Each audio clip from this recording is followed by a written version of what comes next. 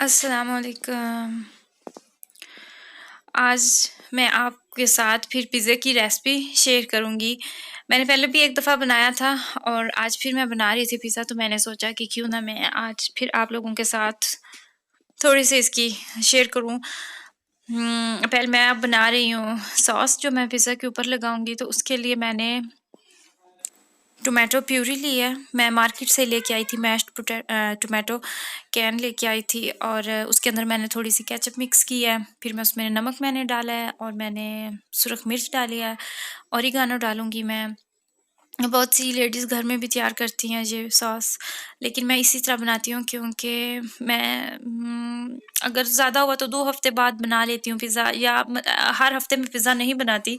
और फिर सॉस का आपको ये होता है कि अगर आप बना लें तो फिर आपको वो बाद में सेव करने का मसला। और मैं ज़्यादा बनाती भी नहीं हूँ पिज़्ज़ा, क्योंकि मैंने 3 से 4 पिज़्ज़ा मैंने बनाने होते हैं। अगर फैमिली बड़ी है तो फिर भी आप बना लें, और अपनी-अपनी चॉइस पे भी डिपेंड करता है। मुझे उसका ज़ायका भी नहीं पसंद आया था, तो फिर मैंने सोचा कि एक तो बंदा मेहनत करे और फिर वो आपको पसंद भी नहीं आए, तो फ़ायदा उसका।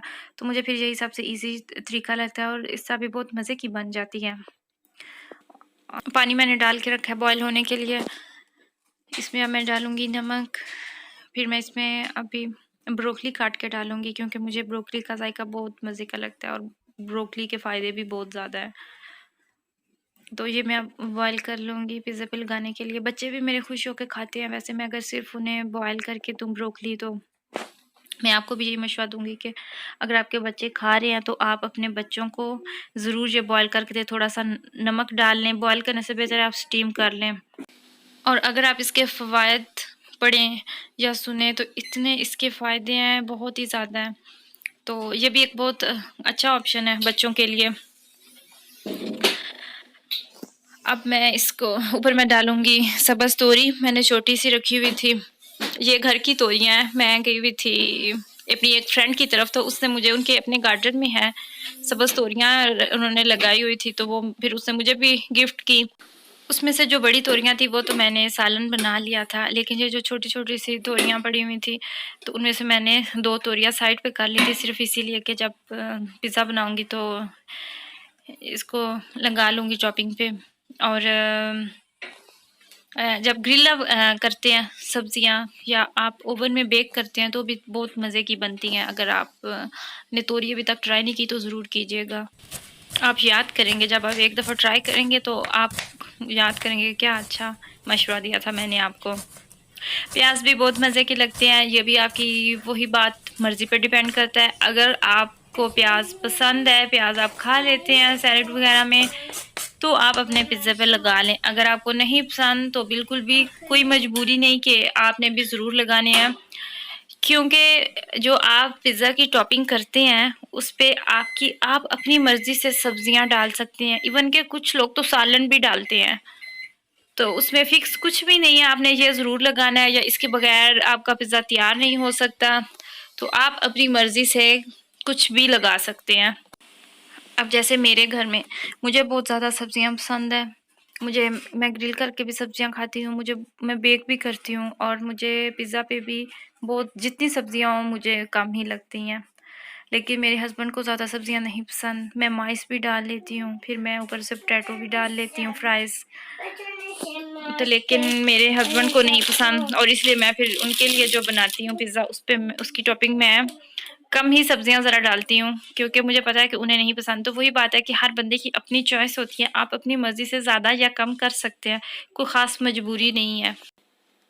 जैसे हम अगर किसी लड़की को देखते हैं कि उसने अपने बाल गोल्डन कलर करवा लिए हैं और उसे वो बहुत प्यारे लग रहे हैं, तो हमारी भी यही ख्वाहिश होती है। अगर हमें उस प्यारे लग रहे हैं कि वो कितनी खूबसूरत लग रही है, तो हमारे माइंड में यही बात आती है कि हम करवाएंगे, शायद हम भी इतने ही प्यारे लगे, और यकीनन हम सोचते हैं उस टाइम पे कि यकीनन हम भी इतने ही प्यारे लगेंगे, तो फिर हम करवा लेते हैं। लेकिन ऐसा नहीं होता कि अगर कुछ कपड़ा पहनने वाले ने को सूट कर रहा है तो ज़रूरी नहीं वो सेम स्टाइल, वो सेम डिज़ाइन आप पे भी सूट करे। ये कोई मजबूरी नहीं होती कि जैसा आप देख रहे हैं आपने एग्जैक्टली वैसा ही करना है। और फैशन के हिसाब से मैं तो यही कहूँगी कि फैशन आप वो करें जो आपकी पर्सनैलिटी पे सूट करता है। अब जैसे पिछले अरसे में छोटी कमीज़ों का फ़ैशन था और अभी भी है। तो मैंने क्या देखा था ही ऐसे कि हर तरफ औरतों ने, लड़कियों ने बहुत छोटी कमीज़ें पहनना स्टार्ट कर दी।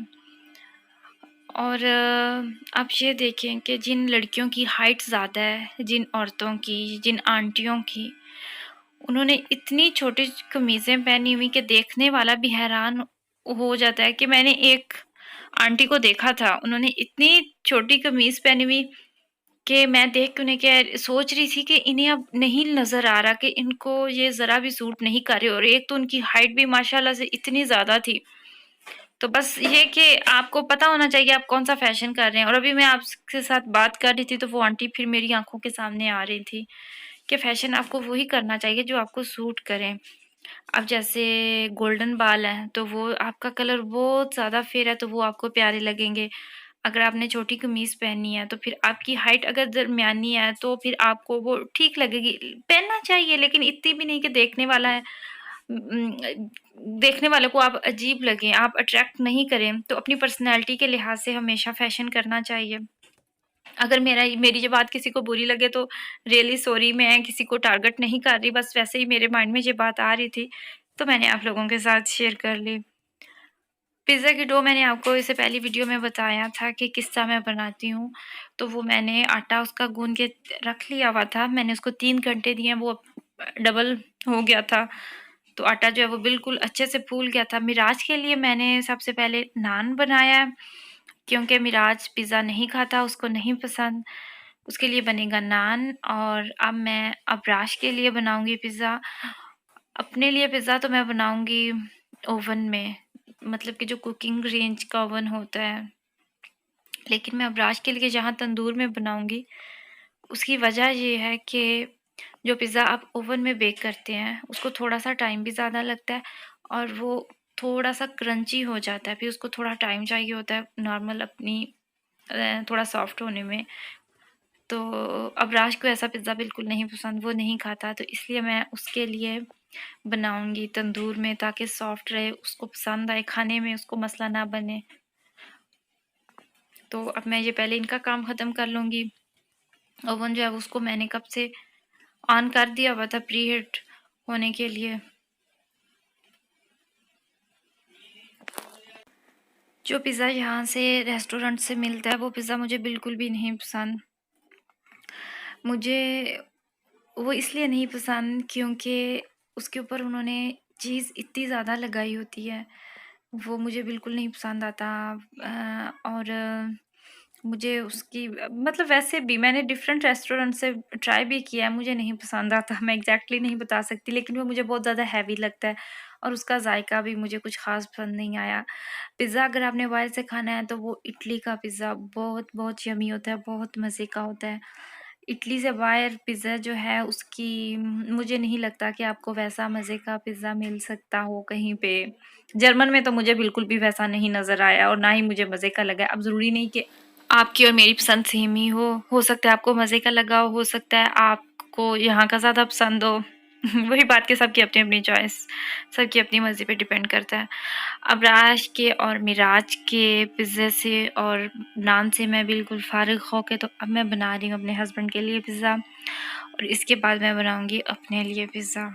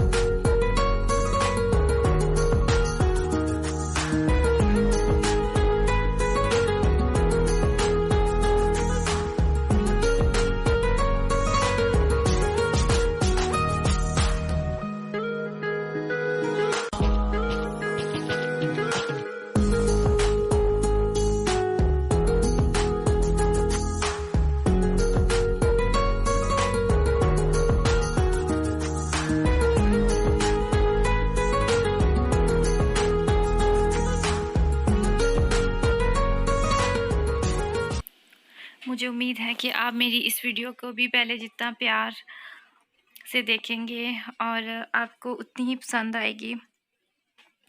मुझे बहुत खुशी होती है कि आप लोग इतने प्यार से मेरी वीडियो को देखते हैं, फिर आपके इतने प्यारे-प्यारे कमेंट्स आए होते हैं और उन सब का बहुत-बहुत शुक्रिया जो मेरे चैनल को इतना टाइम दे रहे हैं। अपने टाइम से निकाल के आपका प्यार है और आप लोगों की वजह से ही मैं वीडियोज़ बना रही हूँ और मैं अपने डेली बेसिस पे आपके साथ अपनी रूटीन शेयर करती हूँ। ये सब आप लोगों की वजह से ही और उसके लिए तहे दिल से आप सबका बहुत-बहुत शुक्रिया। मुझे उम्मीद है कि आपको ये मेरी देसी पिज़्ज़े की रेसिपी पसंद आई होगी। बिल्कुल भी मुश्किल नहीं है कुछ भी, मेरी कोशिश होती है कि मैं आपको आसान से आसान तरीके से बताऊँ ताकि देखने वाली मेरी हर बहन वो चीज़ आसानी से ट्राई कर सके। और इसी के साथ अब मेरी वीडियो का भी टाइम ख़त्म हो रहा है। अब इंशाल्लाह बात होगी नेक्स्ट वीडियो में। अल्लाह हाफ़िज़।